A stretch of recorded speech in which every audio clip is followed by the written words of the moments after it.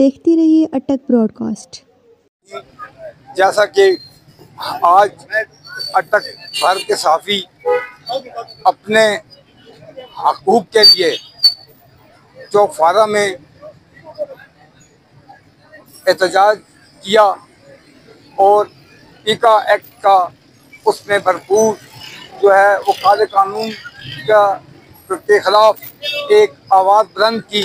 हम इस काले कानून को नहीं मानते। ये काला कानून आवाम की और साथियों की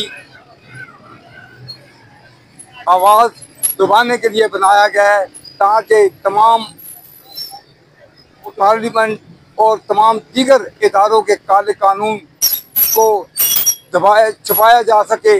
लेकिन हम इंशाल्लाह ये अहद करते हैं कि हम इस काले कानून के खिलाफ हमेशा चलेंगे और वहाँ तक जहाँ भी इसका काले कानून का बिल मुस्तरद न किया गया, हमारा एहतजाज जारी रहेगा।